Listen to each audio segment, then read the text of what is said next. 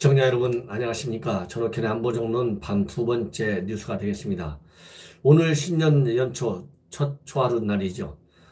유승민 새 보수당의 인재 영입 위원장이죠. 그러나 사실상 오늘입니다. 그 다음에 자유한국당의 대표는 황교안 대표입니다.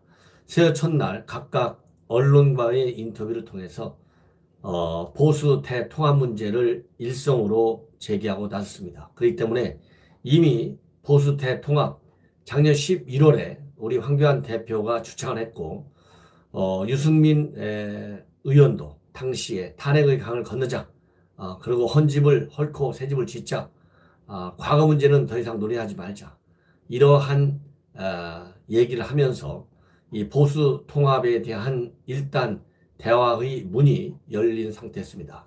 그렇지만은 두어 달 지나면서 이 보수대 통합은 결국 4+1 협의체가 공수처 문제, 선거법 문제 이런 것을 강행 처리하는 과정에서 우선순위에 뒤로 밀게 됐죠. 그러면서 이것이 유야무야 되는 거 아니냐라고 하는 우려도 있었고 또 보수 야권에서는 합쳐야 선거에서 이길 수 있다. 이제 밥상까지 다 차려졌는데 즉 문재인 정권의 실질형이 인내의 한계를 벗어났는데 왜 밥상을 제대로 못 챙겨 먹느냐? 바보들이다. 이런 얘기까지도 저도 많이 듣고 있어요. 이러다 보니까 우리 보수 야권에 있는 입장에서는 보수 대통합이 시급한 과제인 것은 맞습니다. 이러한 보수 야권의 즉 자유우파 시민들의 그러한 비판적 견해와 그리고 통합 요구를 황교안 대표나 유승민 의원이 충분히 인지하고 첫날 일성으로 통합하자 이런 얘기를 한 것 같습니다. 그렇지만 이러한 통합 문제는 그렇게 쉬운 게 아닌 것 같아요. 예, 그래서 이 문제를 집중적으로 여러분들께 분석해 드리겠는데요. 오늘 첫날 이 황교안 대표가 얘기한 것 중에서 눈여겨볼 대목은 바로 뭐냐? 일단 이번 총선에서는 확실한 과반수를 확보하는 것이다. 즉 151석 이상을 확보하는 것이 목표고 그러한 목표 달성을 위해서는 그러한 목표 달성이 그렇게 쉬운 것은 아니지만 그러나 원내 제1당은 될 수 있다. 이런 의견을 냈습니다. 그리고 본인의 출마에 관해서는 어디든지 갈 수 있고 나는 원래 제로 베이스에서 시작했다. 이렇게 얘기했어요. 오늘 영등포구에 있는 중앙당사에서 신년 인사를 마치고 나오다가 기자들을 만났습니다. 저도 그 바로 옆에 있었는데요. 그 기자들의 일성이 총선 불출마 얘기가 갑자기 나왔다. 이거 어떻게 된 거냐? 물었어요. 물으니까 황교안 대표는 나는 당에서 하라는 대로 하겠다. 이렇게 얘기를 했습니다.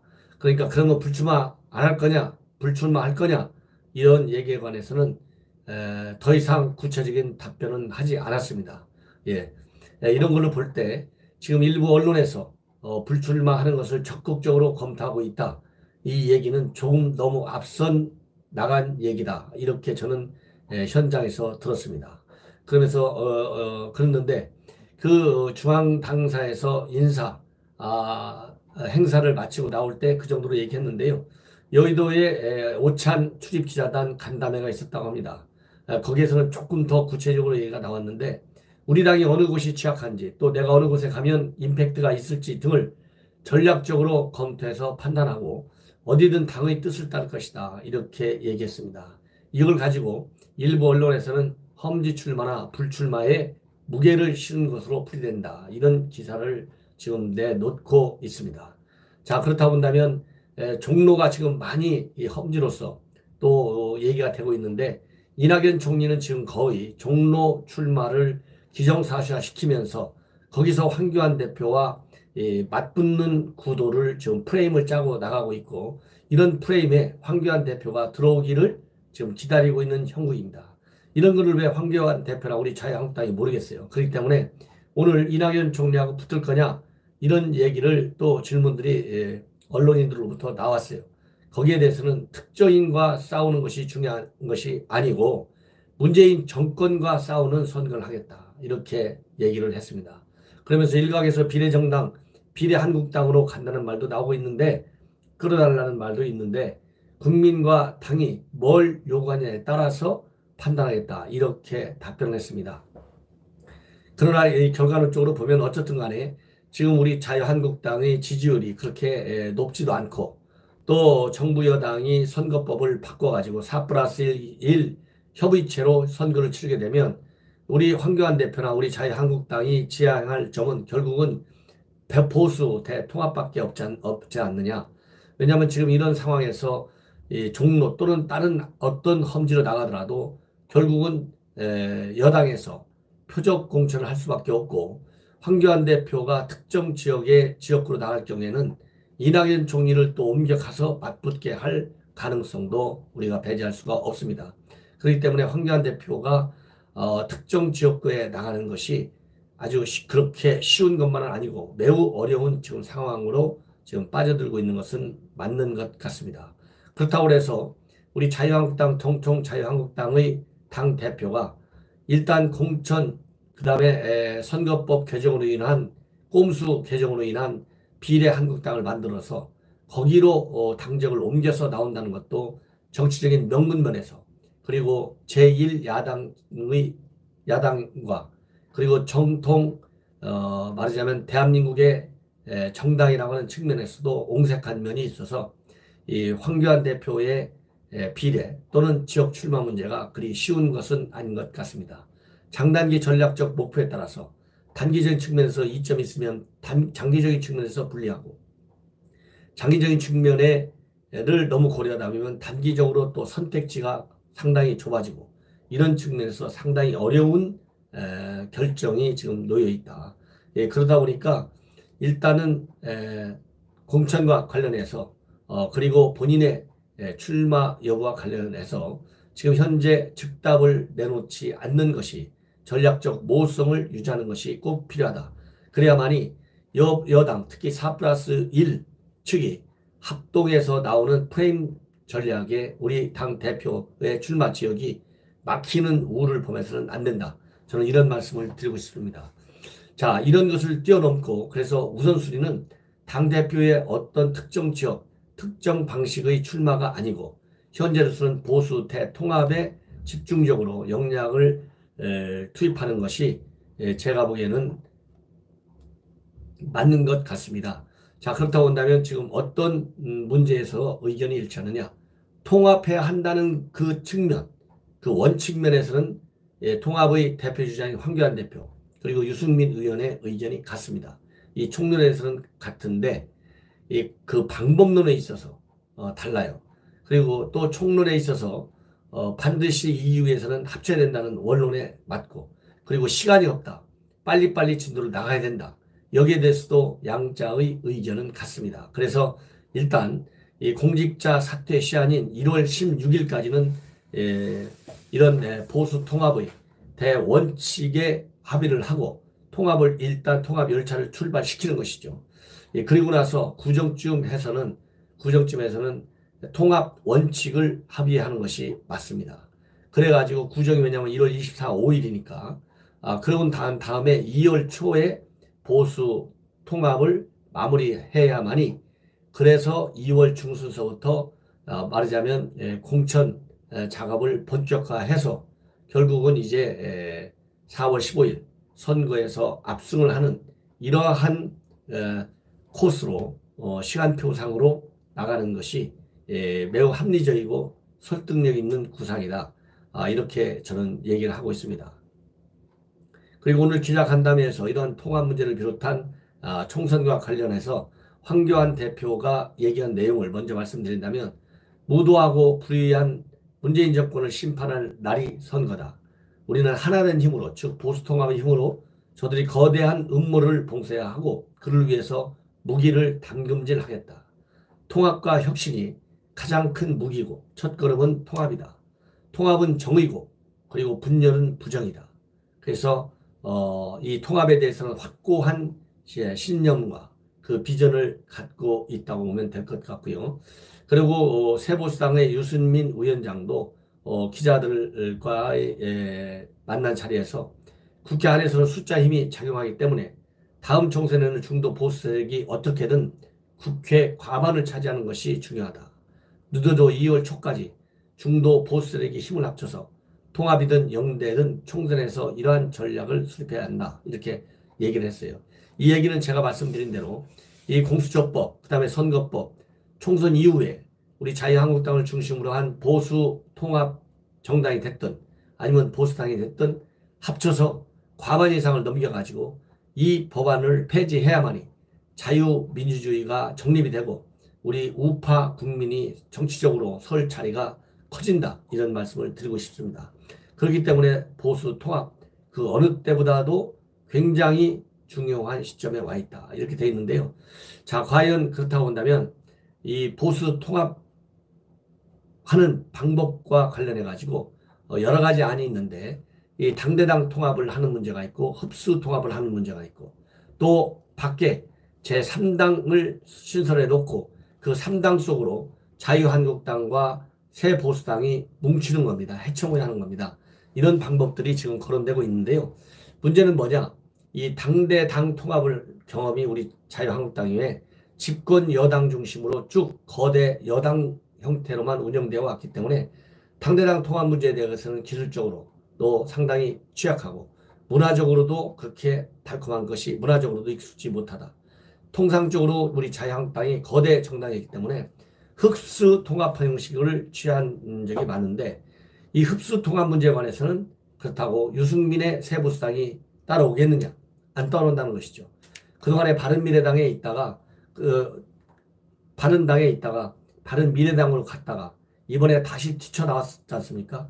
그러면서 새보수당을 만들고 있는 거죠. 그래서 이 새보수당 유승민 쪽 입장에서는 죽음의 계곡을 2년이나 걸쳐서 걸어왔는데 그렇게 자유한국당 의원수 숫자로 봐서 108석 대 8석이지 않습니까?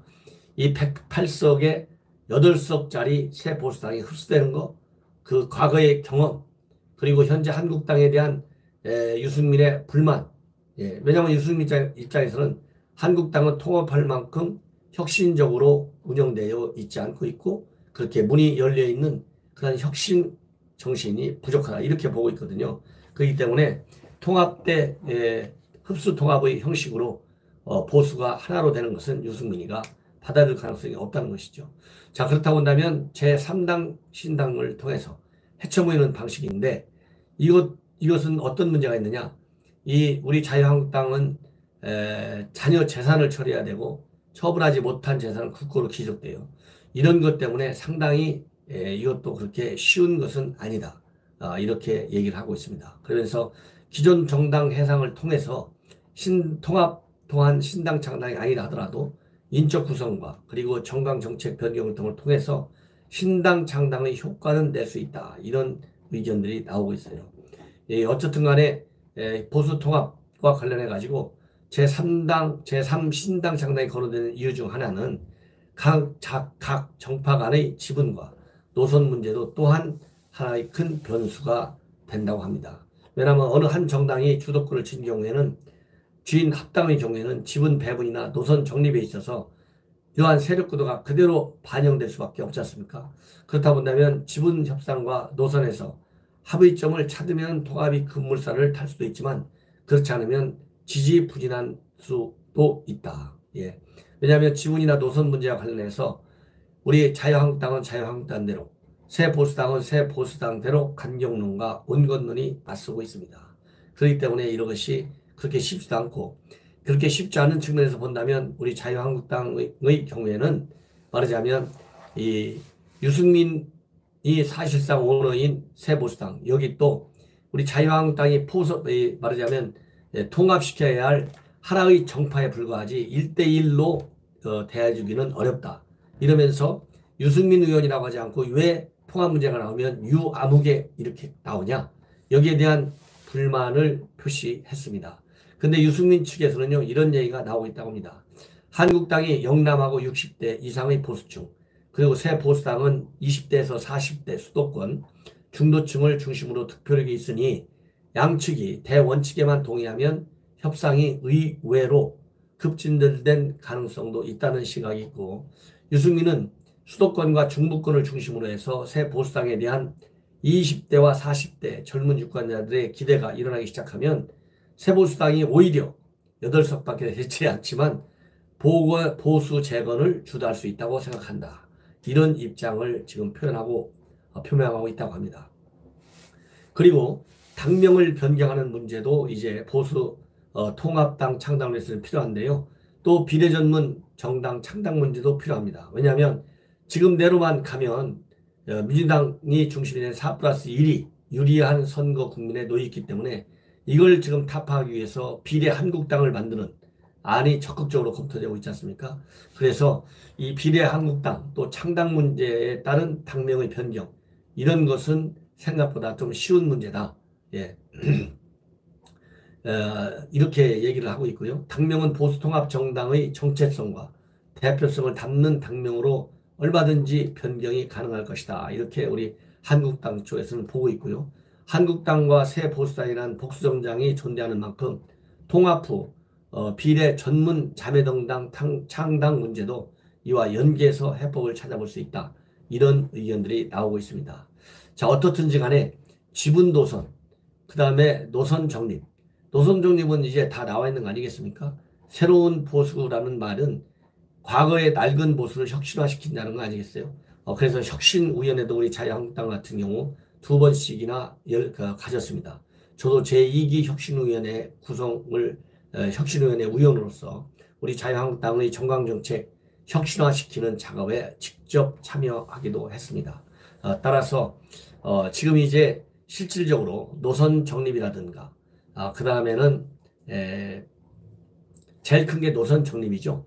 이 노선 정립은 생각보다는 그렇게 어렵지 않을 것이다. 이렇게 보고 있고요. 가장 큰 것은 지분 챙기는 겁니다. 지분 챙기는 거. 지분은 의석수에 비례해서 챙길 수밖에 없지 않을까. 기본적으로. 예.